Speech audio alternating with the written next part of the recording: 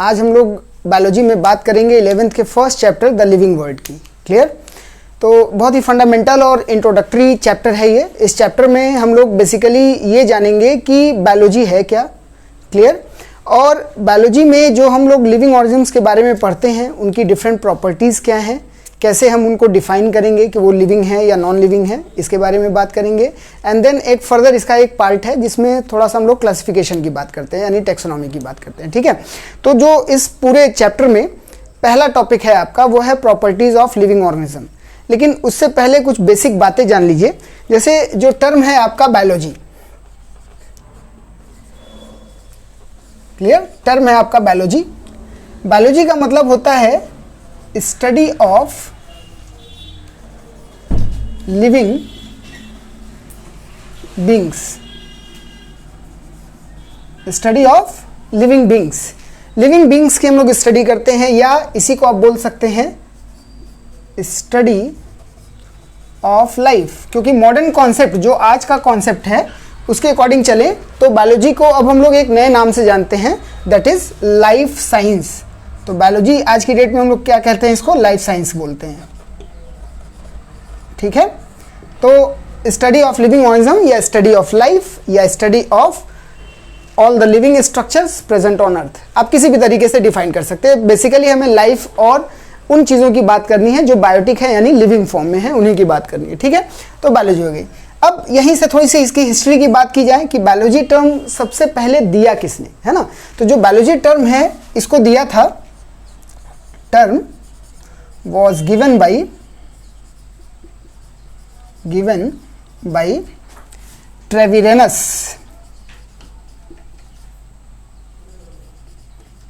and Lamarck।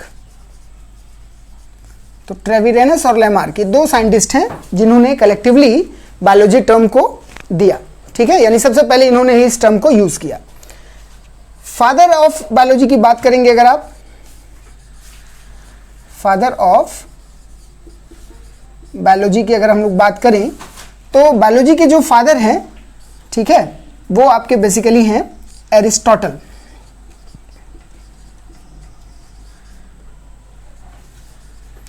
तो Aristotle को हम लोग फादर ऑफ बायोलॉजी बोलते हैं। ठीक? क्यों बोलते हैं? क्योंकि देखिए टर्म तो इन्होंने दिया, लेकिन सबसे ज़्यादा स्टडी स्टार्टिंग में बायोलॉजी में एरिस्टोटल ने किया, इसीलिए इनको बोलते हैं फादर ऑफ बायोलॉजी। अब बायोलॉजी के ब्रांचेस की अगर हम लोग बात करें तो बायोलॉजी के बहुत सारे ब्रांचेस हैं, लेकिन जो मेन ब्रांच है उसकी बात हम लोग करें तो बायोलॉजी को आज की डेट में हम लोग 3 पार्ट में डिवाइड करते हैं। यानी जो हमारा बायोलॉजी है, इस बायोलॉजी को हम लोग 3 पार्ट में डिवाइड करते हैं, यानी 3 मेन ब्रांचेज इसके हो जाएंगे। ठीक है? वो 3 मेन ब्रांचेस क्या क्या हैं? पहला जूलॉजी, जिसे आप जूलॉजी बोलते हैं। दूसरा फाइटोलॉजी, फाइटोलॉजी जिसको आप बॉटनी बोलते हैं। और तीसरा ब्रांच जो ऐड किया गया है दैट इज माइक्रोबायोलॉजी।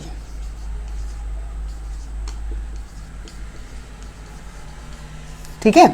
तो जूलॉजी में आप जानते हैं स्टडी ऑफ एनिमल। जब आप एनिमल्स की स्टडी करते हैं तो उसको आप क्या बोलते हैं? जूलॉजी।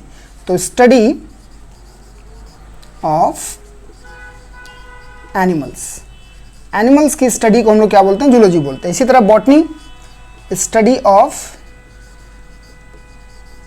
प्लांट्स, प्लांट्स की स्टडी करते हैं तो उसको हम लोग क्या बोलते हैं? बॉटनी बोलते हैं। माइक्रोबायोलॉजी जो इसका एक नया ब्रांच है, ठीक है, इसमें क्या है कि ऐसे सभी ऑर्गेनिज्म, चाहे वो प्लांट को बिलोंग करते हो, एनिमल को बिलोंग करते हो या किसी और कैटेगरी को बिलोंग करते हो, अगर वो माइक्रोस्कोपिक है, मतलब आप नेकेड आई या अनएडेड आई से आप उसको नहीं देख सकते हैं, तो वो हमारे लिए किस में आ जाएंगे? माइक्रोबायोलॉजिकल वर्ड में आ जाएंगे। ठीक है? तो ऐसे ऑर्गेनिजम्स को हम लोग किस में रखते हैं? माइक्रोबायोलॉजी में। तो स्टडी ऑफ माइक्रोब्स या माइक्रो ऑर्गेनिज्म। तो इस तरीके से 3 मेन ब्रांचेस हो जाते हैं। ठीक है? अब इनमें भी आप चाहें तो बात कर सकते हैं। जैसे जूलॉजी की बात करें तो फादर ऑफ जूलॉजी किसको कंसीडर करेंगे? तो father of zoology is again Aristotle. Aristotle को ही हम लोग फादर ऑफ जूलॉजी बोलते हैं। ठीक है? तो यहाँ पे इसके जो फादर हो जाएंगे दैट इज एरिस्टोटल। तो एरिस्टोटल फादर ऑफ जूलॉजी हो जाएंगे। फादर ऑफ बॉटनी की बात करेंगे तो वो है थियोफ्रेस्टस।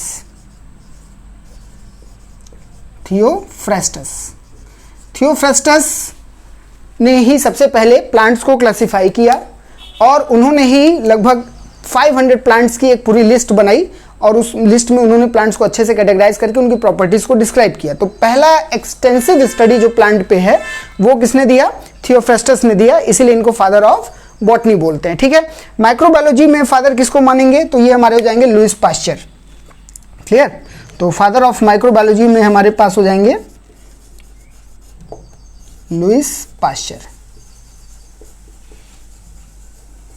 तो लुईस पाश्चर को हम लोग बोलते हैं फादर ऑफ माइक्रोबायोलॉजी। ठीक है, तो इस तरीके से ये एक बेसिक चीज हो गई। अब चूंकि हम लोग बायोलॉजी में लिविंग ऑर्गेनिम्स के साथ डील करते हैं, उनकी बात करते हैं, तो सबसे पहले काम हम लोग यही करेंगे कि लिविंग ऑर्गेनिम्स को हम लोग डिस्क्राइब करना शुरू करेंगे। ठीक है, कि क्या प्रॉपर्टीज हैं, कैसे उनको हम लोग डिफाइन कर सकते हैं। तो चलिए उसकी बात करते हैं। देखिए, तो अब हम लोग बात करेंगे कि जो लिविंग बींग्स हैं उनकी क्या प्रॉपर्टीज है, मतलब कौन कौन से ऐसे कैरेक्टर्स हैं, कौन कौन से ऐसी क्वालिटीज हैं जो लिविंग ऑर्गेनिम्स को नॉन लिविंग ऑर्गेनिज्म से अलग बनाती है। ठीक है, तो प्रॉपर्टीज जो लिविंग बींग्स की हैं उन पूरी प्रॉपर्टीज को हम लोग दो पार्ट में डिवाइड करेंगे। ठीक है, अब दो पार्ट में हमें इसको डिवाइड करना है, लेकिन उससे पहले ये जान लीजिए कि इनको हम एक समराइज वे में अगर देखें तो एक लिविंग क्रिएचर में जो प्रॉपर्टीज हैं, जैसे उसमें न्यूट्रिशन होगा, डाइजेशन होगा, रेस्पिरेशन होगा, एक्सक्रीशन होगा, है ना, ये सारी चीज़ें होंगी। क्लियर? तो ये सारी चीज़ें जब होंगी तो यही सारी चीज़ें जो हैं वो उसको नॉन लिविंग से अलग बनाती। भाई नॉन लिविंग ऑब्जेक्ट्स में आपको न्यूट्रिशन और सारी चीज़ें, ठीक है, नहीं मिलती हैं, ना एक्सक्रीशन होता है, ना ही उनमें रिप्रोडक्शन होता है। तो ये सारी चीज़ें आपको नॉन लिविंग ऑब्जेक्ट्स में नहीं मिलती हैं, लेकिन लिविंग्स में मिलती हैं। तो लिविंग्स की जो प्रॉपर्टीज़ हैं इनको हम लोग फर्दर बांटेंगे। ठीक है, क्यों बांटेंगे? क्योंकि वो बहुत ज़रूरी पार्ट है। आप लिविंग बींग्स की प्रॉपर्टीज़ को दो पार्ट में बांटेंगे। फर्स्ट प्रॉपर्टी होगी डिफाइंड। डिफाइंड प्रॉपर्टी को हम लोग फंडामेंटल भी बोलते हैं, फंडामेंटल। क्लियर? तो डिफाइंड या फंडामेंटल प्रॉपर्टीज, और दूसरी हो जाएंगी नॉन डिफाइंड। नॉन डिफाइंड यानी नॉन फंडामेंटल प्रॉपर्टीज। क्लियर? क्यों ऐसा है? क्योंकि जो लिविंग बींग्स के कैरेक्टर हैं, जो लिविंग बींग्स के कैरेक्टरिस्टिक्स हैं, उनमें से कुछ ऐसे कैरेक्टरिस्टिक्स होंगे जिसमें आपको एक्सेप्शनल केसेस देखने को मिलेंगे, या वो कैरेक्टर कहीं ना कहीं नॉन लिविंग से शेयर होता है। तो इसलिए क्लियर कट जो आप डिफरेंस है वो क्रिएट नहीं कर पाते हैं लिविंग और नॉन लिविंग के बीच। तो ऐसे कैरेक्टर जो क्लियर कट डिफरेंस क्रिएट नहीं करते हैं यानी शेयरेबल हैं, उनको हम किस में रखते हैं? नॉन डिफाइंड में। लेकिन ऐसे भी कैरेक्टर हैं जो प्योरली और एक्सक्लूसिवली आपको कहाँ मिलेंगे? सिर्फ लिविंग क्रिएचर्स में मिलेंगे। तो ऐसी जगह पे आप उन प्रॉपर्टीज को किस में रखेंगे? डिफाइंड यानी फंडामेंटल प्रॉपर्टीज में, क्योंकि उसका कोई एक्सेप्शन नहीं होगा और वो कैरेक्टर कभी भी नॉन लिविंग में आपको नजर नहीं आएगा, यानी वो नॉन लिविंग के साथ शेयर होने वाला कैरेक्टर नहीं है। ठीक है, तो बेसिकली डिफाइंड प्रॉपर्टीज में क्या रहा? Characters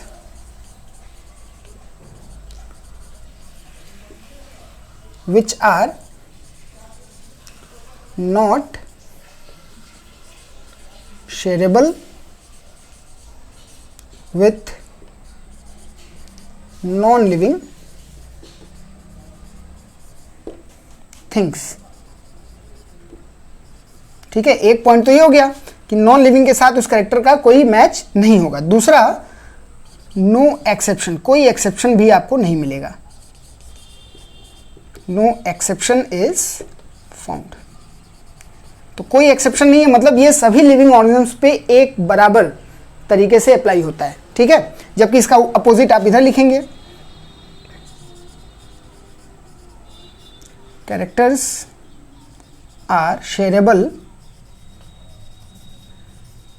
with non living objects and plus exceptions are found। आपको exceptions मिलेंगे। क्लियर?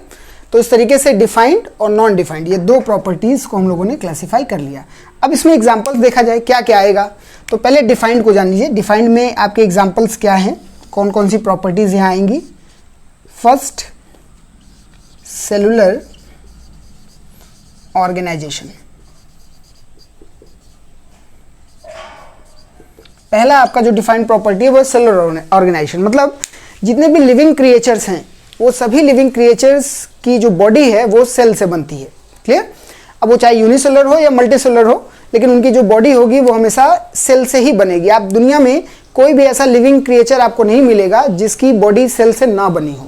ठीक है, तो इसीलिए इसका कोई एक्सेप्शन नहीं है, और ना ही दुनिया में कोई ऐसा ऑर्गेनिज्म है, सॉरी नॉन लिविंग ऑब्जेक्ट है जो सेल का बना हो। तो नॉन लिविंग ऑब्जेक्ट में सेल नहीं हो सकता, तो इसीलिए कहीं पे भी जो कैरेक्टर वो शेयर नहीं हो रहा है नॉन लिविंग ऑब्जेक्ट के साथ, है ना, इसीलिए डिफाइंड प्रॉपर्टी हो गया। दूसरा, मेटाबॉलिज्म।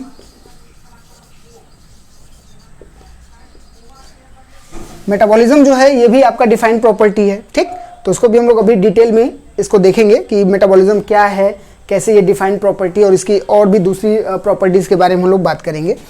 तीसरा कैरेक्टर आपका है रेस्पॉन्स एंड कॉन्शियसनेस। रेस्पॉन्स और कॉन्शियसनेस, जितने भी लिविंग क्रिएचर्स हैं वो अपने इन्वायरमेंट में होने वाले चेंजेस या स्टिमुलस के प्रति रेस्पॉन्स देते हैं और कॉन्शियस रहते हैं। तो ये फीचर भी आपको नॉन लिविंग में कभी नहीं मिलेगा। ठीक है, तो इसलिए ये तीन हमारे क्या हो गए, डिफाइंड या फंडामेंटल प्रॉपर्टीज हो गई। अब इसके अलावा जितनी प्रॉपर्टीज हम लोग पढ़ते हैं वो सब किस में आ जाएगा, नॉन डिफाइंड में आ जाएगा। जैसे अगर नॉन डिफाइंड में हम लोग बात करें तो सबसे पहला न्यूट्रिशन। न्यूट्रिशन एंड डाइजेशन कर लीजिए, क्योंकि डाइजेशन हमेशा न्यूट्रिशन से ही जुड़ा होता है। ठीक है, रेस्पिरेशन, एक्सक्रीशन,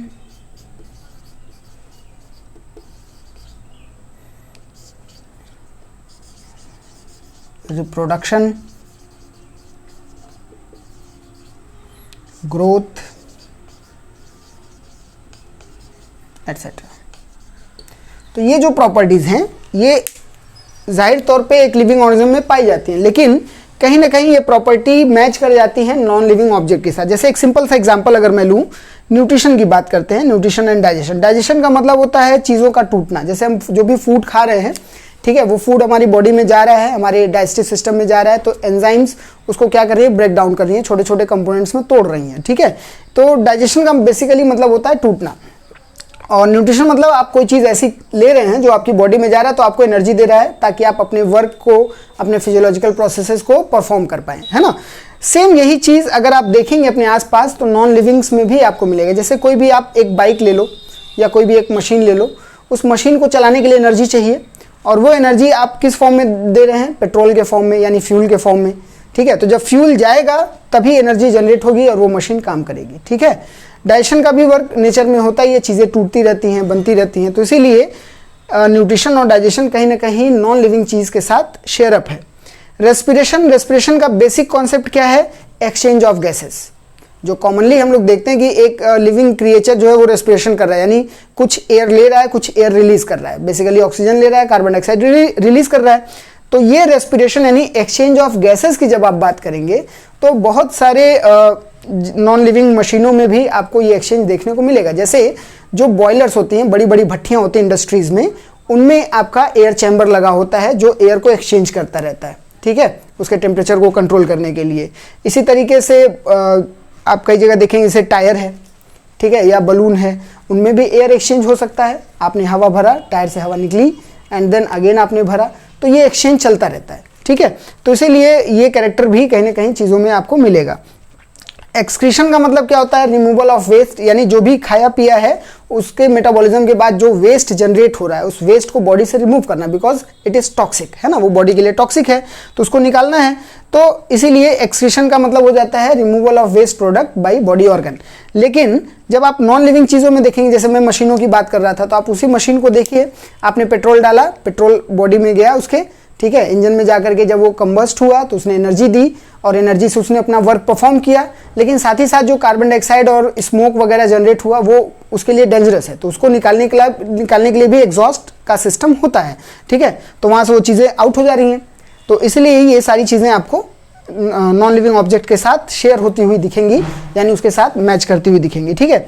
रिप्रोडक्शन की बात करें तो अब आप यहाँ पे क्वेश्चन उठता है कि कोई नॉन लिविंग ऑब्जेक्ट रिप्रोड्यूस नहीं होता है। ये बिल्कुल सही बात है, लेकिन अगर आप लिविंग क्रिएचर्स को देखें, लिविंग क्रिएचर्स रिप्रोड्यूस होते हैं, लेकिन क्वेश्चन ये है कि क्या सभी लिविंग क्रिएचर रिप्रोड्यूस होते हैं, तो आपको शायद जवाब मिलेगा नहीं, क्योंकि बहुत सारे कपल आपने देखे होंगे, ह्यूमंस में कपल हैं जिनके बच्चे नहीं हैं बिकॉज दे आर स्टेराइल।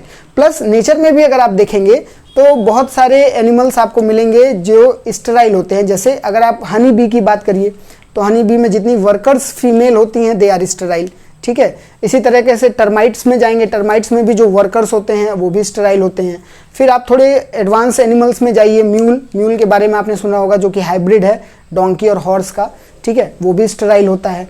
तो बहुत सारे एनिमल्स आपको स्टेराइल मिलेंगे, यानी कि जितने भी लिविंग क्रिएचर्स हैं दे कैन रिप्रोड्यूस, लेकिन एक्सेप्शन है कि कुछ ऐसे भी हैं जो रिप्रोड्यूस नहीं हो रहे हैं, ठीक है। इसीलिए इसको हम लोग फंडामेंटल कैरेक्टर नहीं मानेंगे, ठीक। ग्रोथ की बात करें तो अब आप कहेंगे लिविंग क्रिएचर तो बढ़ते हैं, नॉन लिविंग तो बढ़ते नहीं हैं। तो अगर आप ध्यान से देखेंगे कि लिविंग क्रिएचर्स में तो आपकी ग्रोथ होती है, प्लांट बढ़ते हैं, एनिमल्स में ग्रोथ होती है, तो ग्रोथ हो रही है। लेकिन अगर आप ध्यान देंगे तो आपको पता चलेगा माउंटेन्स की भी हाइट बढ़ती है, ठीक है। कुछ स्टोन्स पाए जाते हैं जिनकी भी हाइट स्लोली बढ़ती है, उनका वेट बढ़ता है। तो ग्रोथ को अगर हम टेक्निकली डिफाइन करते हैं तो ग्रोथ का सिंपल सा मीनिंग क्या होता है, या तो हम बॉडी मास में इंक्रीमेंट करें, इंक्रीज इन बॉडी मास, या फिर इंक्रीज इन नंबर, ठीक है। नंबर में कोई चीज़ बढ़ रहा है या बॉडी मास में बढ़ रहा है तो उसको हम ग्रोथ बोलते हैं।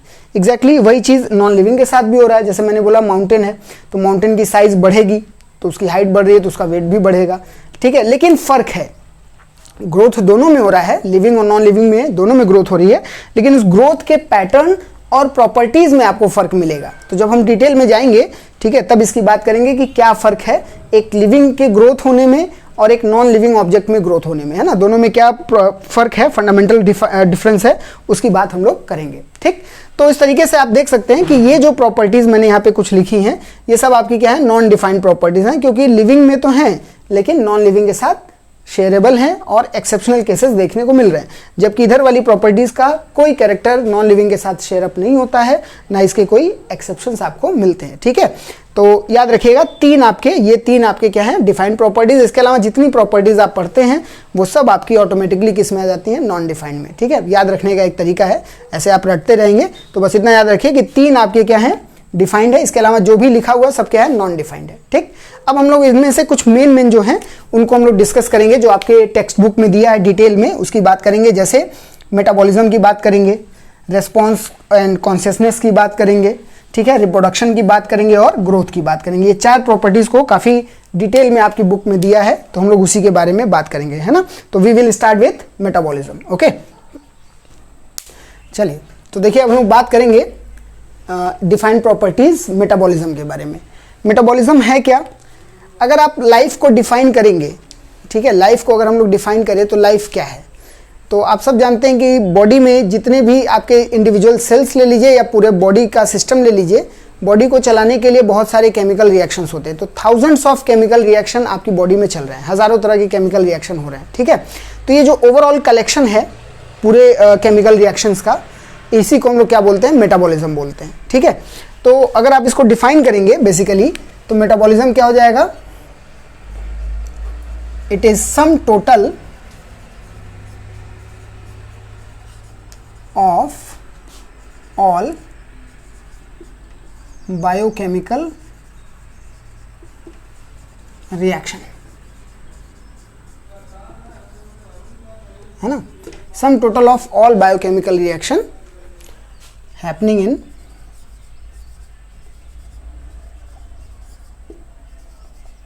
बॉडी। तो बॉडी में होने वाला जितना भी तरह का रिएक्शन है वो सब मिल करके क्या हो जा रहा है, मेटाबॉलिज्म, ठीक। तो यही लाइफ को डिफाइन कर रहा है, इसीलिए मेटाबॉलिज्म को हम लोग बोलते हैं लिविंग स्टेट अगर आपसे कोई बोले लाइफ क्या है तो आप यही बोलेंगे कि it is complex biochemical reaction.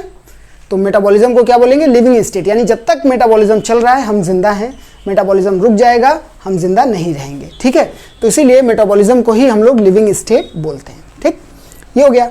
अब जितने भी रिएक्शंस चल रहे हैं, है ना, उन रिएक्शंस की अपनी एक खास प्रॉपर्टीज़ है, यानी जो आप केमिस्ट्री में रिएक्शंस पढ़ते होंगे उनकी तुलना में एक बायोलॉजिकल रिएक्शन में क्या फ़र्क है, इस चीज़ को समझना बहुत ज़रूरी है, तब आप मेटाबॉलिज्म को समझ पाएंगे। अदरवाइज मेटाबॉलिज्म एक नॉर्मल नज़रों से आप देखेंगे तो वो आपके लिए केमिकल रिएक्शन ही है, तो फिर आप कहेंगे लेबोरेटरी में होने वाला रिएक्शन और मेटाबॉलिज्म में होने वाले रिएक्शंस में फ़र्क ही क्या है?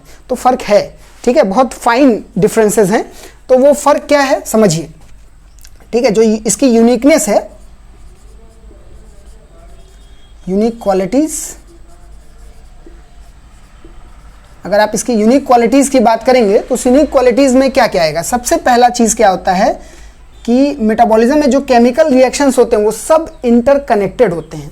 ऐसा नहीं कि एक रिएक्शन शुरू होकर ख़त्म हुआ उसके बाद उसका कोई अस्तित्व नहीं है, यानी हर रिएक्शन दूसरे रिएक्शन से जुड़ा हुआ होता है। ठीक है, तो इट हैपन्स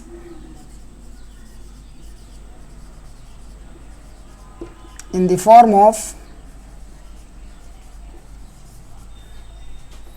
complex network।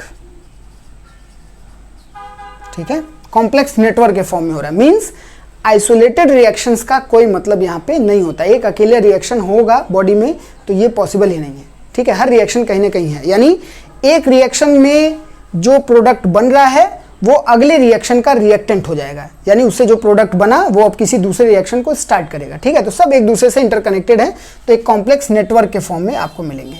दूसरा क्या होता है? Reactions are study in nature. Study in nature, study मतलब क्या होता है कि जितने भी रिएक्शंस हैं उनकी अपनी एक स्पीड होगी और वो उसी स्पीड पे चलते रहेंगे। हम ये नहीं कह रहे हैं कि सभी रिएक्शंस का एक कॉमन स्पीड होगा। जैसे मान लीजिए एक रिएक्शन का जो स्पीड है वो दूसरे से डिफरेंट हो सकता है, लेकिन उसका अपना वो स्पीड परमानेंटली कांस्टेंट रहेगा। ये बिल्कुल वैसे ही है जैसे आप सड़क पे चल रहे हैं और सड़क पे मान लीजिए एक कार जा रही है, एक साइकिल जा रही है। ठीक है, तो साइकिल की अपनी एक मैक्सिमम लिमिट है, वो उसी स्पीड पे चल पाएगी, उससे तेज नहीं चल पाएगी, और कार की भी अपनी लिमिट है, लेकिन दोनों अपने लिमिट से चल सकते हैं। ठीक है, तो कॉन्स्टेंटली अगर उसका रिएक्शन का स्पीड फिक्स है तो ऐसे घटना को क्या बोलते हैं? Steady state. अब इस चीज़ को इक्विलिब्रियम से अलग करते हैं, है ना। कभी भी रिएक्शंस इक्विलिब्रियम पे नहीं होता है। देखिए स्टेडी तो है बट नेवर एट इक्विलिब्रियम, कभी भी इक्विलिब्रियम पे नहीं होता, क्योंकि इक्विलिब्रियम की अलग क्वालिटी होती है। इक्विलिब्रियम में स्पीड के अलावा एक चीज़ और देखते हैं हम लोग। इक्विलिब्रियम में क्या होता है, कोई रिएक्शन फॉरवर्ड डायरेक्शन में जितनी स्पीड से हो रहा है बैकवर्ड डायरेक्शन में भी उतनी ही स्पीड से हो रहा है, तो इसीलिए नेट रिजल्ट आपका जीरो हो जाएगा। तो जब लाइफ के रिएक्शन में अगर आप इक्विलिब्रियम लगा दोगे तो जब नेट रिजल्ट जीरो हो जाएगा, यानी रिएक्शन का कोई मतलब ही नहीं रहा फिर, तो इसलिए वहां पे लाइफ एग्जिस्ट नहीं कर सकती, है ना। तो इसीलिए यहाँ पे इक्विलिब्रियम नहीं होगा, नेवर एट इक्विलिब्रियम। ठीक है, ये चीज़ याद रखिएगा। लेकिन स्टेडी है, यानी कांस्टेंट स्पीड से सभी रिएक्शंस अपने चल रहे हैं, जिनका जो भी स्पीड है वो अपनी स्पीड पे कॉन्स्टेंटली परफॉर्म हो रहे हैं। ठीक है, तो ये दो चीज़ें हो गई। तीसरी बात क्या हो गई? All reactions are self regulated. आपको बॉडी में किसी रिएक्शन को कंट्रोल करने की जरूरत नहीं है, वो हर रिएक्शन अपने आप में सेल्फ रेगुलेटेड है, सेल्फ कंट्रोल्ड है।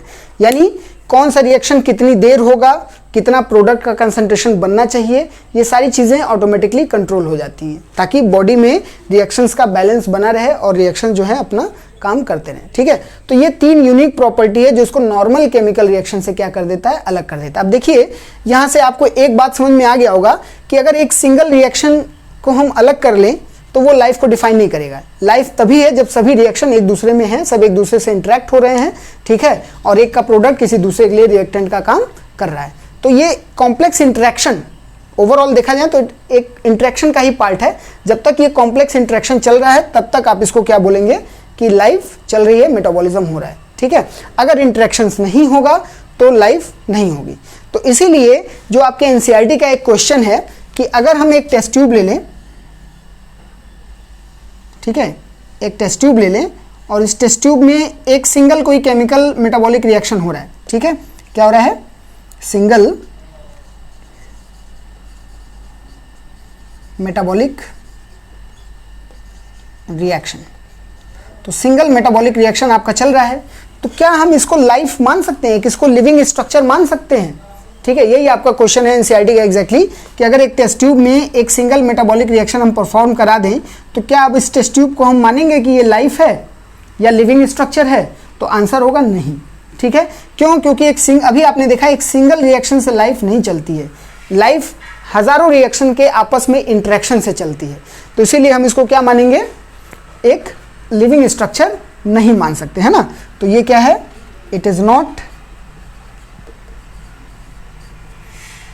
अ लिविंग स्ट्रक्चर, ये कोई लिविंग स्ट्रक्चर नहीं है या लाइफ नहीं है क्योंकि इंटरेक्शन यहां पे नहीं है। हाँ ऑब्वियसली, बट क्या है, चूंकि मेटाबॉलिक रिएक्शन है तो it is part of life, है ना, तो हम इसको एक लिविंग रिएक्शन मान सकते हैं, but it is a living reaction. ठीक है, तो ये आपके एनसीईआरटी के क्वेश्चन का जवाब हो गया कि हम जो मेटाबॉलिक रिएक्शन परफॉर्म करा रहे हैं, ठीक, इसमें क्या चीजें कॉमन है। अच्छा, एक प्रॉपर्टीज और है, उसको भी आप चाहे तो इंक्लूड कर सकते हैं। मेटाबॉलिक रिएक्शंस को चलाने के लिए हमेशा एंजाइम्स की जरूरत होती है, जो कि केमिकल रिएक्शंस में नहीं होता है। ठीक है, तो each step of reaction requires enzyme.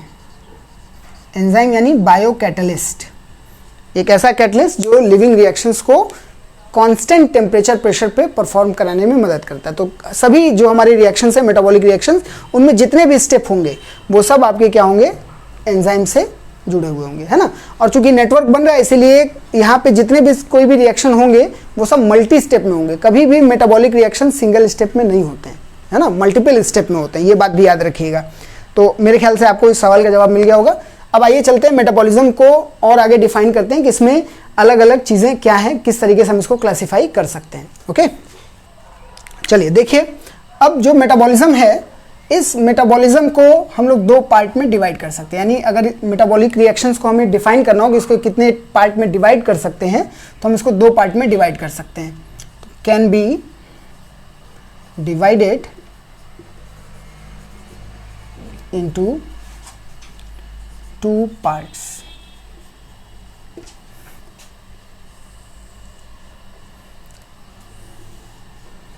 अब ये दो पार्ट क्या है, एक हमारा है कैटाबॉलिज्म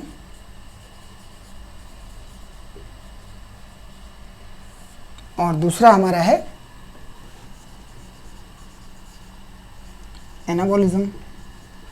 ठीक है, तो मेटाबॉलिक रिएक्शंस के दो पार्ट या दो टाइप भी कह सकते हैं, टू पार्ट्स और टाइप भी बोल सकते हैं आप इसको, कि इसके दो टाइप्स हैं, कैटाबॉलिज्म और एनाबॉलिज्म। क्यों ऐसा है, देखिए, जब भी आप किसी केमिकल रिएक्शन को देखेंगे, ठीक है, जब भी आप किसी केमिकल रिएक्शन को देखेंगे तो चाहे कोई भी मैकेनिज्म हो, जैसे केमिस्ट्री में आप हज़ार तरह के मैकेनिज्म पढ़ते हैं, एडिशन रिएक्शन है, सब्स्टिट्यूशन है ना, आयनिक रिएक्शन है, जो भी है, तो हमें यहाँ मैकेनिज्म से कोई मतलब नहीं है। अगर आप फंडामेंटल तरीके से उस रिएक्शन को देखेंगे तो फंडामेंटल तरीके से आपको ये नज़र आएगा कि या तो रिएक्शन में कुछ चीज़ें आपस में जुड़ रही हैं और कुछ बन रहा है, ठीक है, या दूसरा एस्पेक्ट ये दिखेगा कि कोई चीज़ है वो टूट रही है तो छोटे छोटे कंपोनेंट्स बन रहे हैं। तो बनना और टूटना, यही दो ही फंडामेंटल वर्क होते हैं एक केमिकल रिएक्शन में। तो उसी बेसिस पे हम लोग मेटाबॉलिज्म को डिफाइन करते हैं। तो कैटाबॉलिज्म में क्या होता है, ठीक है, break down reaction, it is break down reaction, ये एक तरह का ब्रेक डाउन रिएक्शन है। जबकि एनाबॉलिज्म में क्या है, इट इज सिंथेटिक रिएक्शन। यानी अगर यहाँ पे बात करें तो यहाँ पे क्या हो रहा है, जैसे मान लीजिए हमारे पास है A प्लस बी मिलकर, सॉरी, ठीक है, यहाँ पे कोई भी एक प्रोडक्ट मान लीजिए A है और A टूट रहा है B प्लस C में, ठीक है। तो यहाँ पे क्या हो रहा है कि जो आपका रिएक्टेंट है वो अपने कंपोनेंट्स में टूट रहा है। जैसे फॉर एग्जांपल स्टार्च ले लिया और स्टार्च को डाइजेस्ट किए तो ग्लूकोज में कन्वर्ट हो गया, ठीक है। तो वो आपका एक कैटाबॉलिक रिएक्शन हो गया। लिख भी लेते हैं, चलिए A को मान लेते हैं स्टार्च है, ताकि आपको और अच्छे से समझ में आ जाए। स्टार्च को हमने तोड़ दिया तो n नंबर ऑफ ग्लूकोज में ये कन्वर्ट हो गया, ठीक। जबकि एनाबॉलिक रिएक्शन में ये चीज़ उल्टा हो जाएगा, यानी B प्लस C मिल करके वापस क्या बना देंगे A। यानी अगर हम n नंबर ऑफ ग्लूकोज ले लेते हैं तो ये वापस क्या बना देगा, ठीक है। तो एक तरफ चीज़ें टूट रही हैं और एक तरफ चीज़ें बन रही हैं। आप किसी भी रिएक्शन को इसी पॉइंट ऑफ व्यू से देख सकते हैं और आप देख करके ये जज कर सकते हैं कि वो कैटाबॉलिक रिएक्शन है या एनाबॉलिक रिएक्शन है, ठीक है। अगर चीज़ें बन रही हैं, सिंथेटिक है, तो वो आपका क्या हो गया, एनाबॉलिज्म। जैसे प्रोटीन की सिंथेसिस, अमाइनो एसिड्स आपस में जुड़ी, प्रोटीन बना, तो वो आपका एनाबॉलिज्म हो गया। लेकिन वही प्रोटीन आप खा लिए, डाइजेस्ट हो गया अमाइनो एसिड्स में वापस, तो वो आपका क्या हो गया, कैटाबॉलिज्म हो गया, ठीक है। तो इस तरह से चीज़ें चल रही हैं। अब इस प्रोसेस में और क्या होगा, देखिए जब कैटाबॉलिज्म होता है और चीज़ें टूटती हैं तब यहाँ पे क्या होता है, एटीपी एनर्जी इज रिलीज्ड। तो एनर्जी रिलीज होती है और यहाँ पे उल्टा आपको क्या होता है, एटीपी इज कंज्यूम्ड। आपको एटीपी देना पड़ता है। तो कैटाबॉलिक रिएक्शंस में क्या है, एनर्जी निकल रही है, जबकि एनाबॉलिक रिएक्शंस में क्या है, एनर्जी आपको वापस देना पड़ता है, ठीक है। तो चूंकि यहाँ पे एनर्जी निकल रही है तो एनर्जी निकलने की वजह से इस रिएक्शन को क्या बोलेंगे, एक्सर्गोनिक, एक्सर्गोनिक रिएक्शन, ठीक है, एक्सर्गोनिक रिएक्शन बोलेंगे। और यहाँ चूंकि एनर्जी लग रही है तो इसीलिए ये क्या हो जाएगा, एंडरगोनिक रिएक्शन। तो इस तरीके से एक्सर्गोनिक और एंडरगोनिक रिएक्शन क्या है ये आप समझ चुके होंगे। कैटाबॉलिज्म में चूंकि चीज़ें टूट रही हैं तो एनर्जी निकल रहा है, ठीक है, और यहाँ पे एनर्जी लग रहा है। आप इसको दूसरे तरीके से भी एग्जाम्पल के तौर पे ले सकते हैं। जैसे फॉर एग्जाम्पल आपके पास ग्लूकोज है, एक सिंपल सा एग्जाम्पल ले रहे हैं, ग्लूकोज है, ग्लूकोज को हमने ऑक्सीडाइज कर दिया, ग्लूकोज को हमने क्या किया, ऑक्सीडाइज कर दिया, यानी रेस्पिरेशन करा दिया। सेलुलर रेस्पिरेशन में यही होता है। सेलुलर रेस्पिरेशन में क्या होता है कि जो आपका फ्यूल है, सेलुलर फ्यूल यानी ग्लूकोज है, वो आपका ऑक्सीडाइज होगा और एनर्जी देगा, लेकिन वो टूटेगा ना। अब ग्लूकोज में क्या टूटेगा, देखिए ग्लूकोज का फॉर्मूला है आपका C6H12O6, ये फॉर्मूला है। अब जितने कार्बन है और हाइड्रोजन है सब ऑक्सीडाइज हो जाने चाहिए, तो ऑक्सीडाइज होगा तो क्या बनेगा, 6CO2 और 6H2O, ये बन जाता है। और प्लस आप क्या लिखते हो, 36 ATP एनर्जी लिखते हो ना। तो आखिर ये एनर्जी कहाँ से मिली, क्योंकि ये टूटा, ऑक्सीडाइज हुआ, तब ये एनर्जी निकली। तो ये आपका क्या हो गया, रेस्पिरेशन का प्रोसेस हो गया। अब इसी चीज़ को रिवर्स कर दें, अगर हम इसी चीज़ को हम क्या करें, रिवर्स कर दें। देखिए 6CO2 प्लस 12H2O ले लिया और इसको अब क्या कर रहे हैं हम लोग, फोटोसिंथेसिस के प्रोसेस में ले जा रहे हैं, फोटोसिंथेसिस। तो फोटोसिंथेसिस प्रोसेस में जा रहे हैं तो C6H12O6 यानी वापस ग्लूकोज हमें मिला, ठीक है। लेकिन इस रिएक्शन को कराने के लिए आपको क्या करना पड़ा, इसमें ATP एनर्जी देनी पड़ी। तो आप देते हैं 18 ATP एनर्जी, 18 ATP एनर्जी यहाँ पे खर्च करते हैं, खर्च करेंगे तब जाकर के ये बनेगा। तो इस तरीके से जो कैटाबॉलिक रिएक्शंस है वहाँ पे आपको एनर्जी मिलती है, और जबकि एनाबॉलिक रिएक्शंस में आपको एनर्जी देनी पड़ती है ताकि वो चीज़ें आपकी बने। क्लियर। तो ये हो गया हमारा मेटाबॉलिज्म का एक सिंपल सा। अब एक इसका ग्राफ है, उस ग्राफ को देख लेते हैं, ठीक है। हाँ, अब देखिए कई बार कंफ्यूजन क्या हो जाता है कि ये 36 है और कहीं कहीं 38 होता है। तो दोनों ही फिगर चलते हैं, क्योंकि एटीपी बनाने के दो पाथवे होते हैं माइटोकॉन्ड्रिया में। अब दोनों पाथवे में से उस टिश्यू में जो पाथवे यूज होगा, ठीक है, जो पाथवे यूज होगा उसके अकॉर्डिंग एनर्जी बनती है। तो कहीं कहीं 36 लिखा होता है, कहीं कहीं 38 लिखा होता है। जैसे अगर एस्पार्टेट शटल चल रहा है, ठीक है, तो एस्पार्टेट शटल में आपका 38 बनेगा, लेकिन ग्लिसरॉल फॉस्फेट शटल चलेगा तो वहाँ पे आपकी चीज़ें बदल जाएंगी, है ना। तो वो शटल के अकॉर्डिंग होता है। तो 36 होता है, कुछ किताबों में 38 भी लिखता है, दोनों अपनी जगह पे सही है, ठीक। चलिए अब एक ग्राफ है, उस ग्राफ को देखते हैं मेटाबॉलिज्म का। तो तो देखिए, जो हम ग्राफ की बात कर रहे थे, कई बार ग्राफ पे सवाल आ जाता है मेटाबॉलिज्म में, तो उस ग्राफ को देख लेते हैं।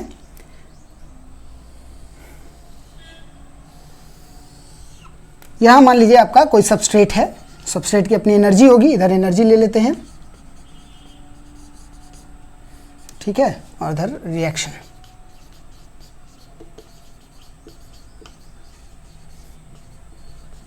रिएक्शन प्रोग्रेस, ठीक। तो कोई भी सबस्ट्रेट जो है, मतलब रिएक्टेंट है, वो आपका उसका कुछ ना कुछ एनर्जी होगा, क्योंकि जीरो तो हो नहीं सकता। अगर किसी मॉलिक्यूल की एनर्जी जीरो है, मतलब वो दुनिया में है ही नहीं, है ना, एग्जिस्ट ही नहीं कर रहा, तो कुछ ना कुछ एनर्जी तो होगी। अब क्या है, जब ये मेटाबॉलिज्म में पार्टिसिपेट करेगा, यानी टूटेगा, तो धीरे धीरे धीरे धीरे इसकी एनर्जी लेवल बढ़ेगी and then it will come down और कन्वर्ट हो जाएगा किसमें, प्रोडक्ट में, ठीक है। तो सबस्ट्रेट से प्रोडक्ट में कन्वर्ट हुआ। तो अब ये हमारा जो हाईएस्ट पीक मिला एनर्जी का, ठीक है, एनर्जी का जो हाईएस्ट पीक आपको दिख रहा है इस पोजीशन पे, ये क्या है, इसका ट्रांजिशन स्टेट है, ठीक है। ट्रांजिशन स्टेट मतलब एक बीच की अवस्था, जब ना तो वो पूरी तरह से रिएक्टेंट है, ना ही पूरी तरह से प्रोडक्ट है, दोनों के बीच की अवस्था है, तो उस समय उसकी एनर्जी हाईएस्ट होती है। आप इसको इंटरमीडिएट स्पीसीज भी बोल सकते हैं केमिस्ट्री के हिसाब से। तो ट्रांजिशन स्टेट है। तो देखिए, यहाँ से यहाँ तक अगर आप इस रिएक्शन को देखिए, तो यहाँ से यहाँ तक इसकी एनर्जी लेवल बढ़ रही है, ठीक है। तो बढ़ रही है तो प्रोडक्ट ऊपर जा रहा है, इसीलिए इस प्रोसेस को बोलेंगे अप हिल, ठीक है, अप हिल रिएक्शन या स्टेप। आप इसको क्या बोलेंगे, अप हिल स्टेप। जबकि यहाँ क्या है, एनर्जी कम हो रही है, वापस डाउन हो रही है, तो डाउन हो रही है तो ये क्या हो जाएगा, डाउन हिल स्टेप। तो ये आपका डाउन हिल स्टेप हो जाएगा, ठीक है। तो अभी आपने देखा एनाबॉलिक रिएक्शंस में क्या था, एनर्जी देनी पड़ रही थी। तो एनाबॉलिक रिएक्शन में एनर्जी दे रहे थे तो उसकी एनर्जी लेवल बढ़ेगी, तो इसलिए वो किस में आ जाएगा, अप हिल स्टेप में आ जाएगा। और जबकि कैटाबॉलिक रिएक्शन में क्या एनर्जी रिलीज हो रही है, तो उसकी एनर्जी घट रही थी, तो वो आपके किस में आ जाएंगे, डाउनहिल स्टेप में आ जाएंगे। तो इस तरीके से एनाबॉलिज्म और कैटाबॉलिज्म को आप डिफाइन कर सकते हैं कि एनाबॉलिज्म में एनर्जी देनी पड़ रही है तो एनर्जी स्टेट बढ़ेगा, तो वो अपहिल प्रोसेस है। कैटाबॉलिज्म में एनर्जी रिलीज हो रही है तो वो आपका क्या हो जाएगा, डाउनहिल स्टेप हो जाएगा, ठीक है। तो कभी कभी इस तरीके से भी आपसे क्वेश्चन पूछ लेता है। तो ये हो गया हमारा मेटाबॉलिज्म, ठीक। तो इस वीडियो लेक्चर को मैं यहीं पे स्टॉप कर रहा हूँ। इसके नेक्स्ट बाद हम लोग दूसरे लेक्चर में बात करेंगे दूसरी प्रॉपर्टीज जो हमारी थी, डिफाइंड प्रॉपर्टीज, यानी रिस्पॉन्स, कॉन्शियसनेस और ग्रोथ के बारे में। क्लियर। तो वीडियो अच्छी लगी हो तो सब्सक्राइब करें, कमेंट करें, शेयर करें। Thank you.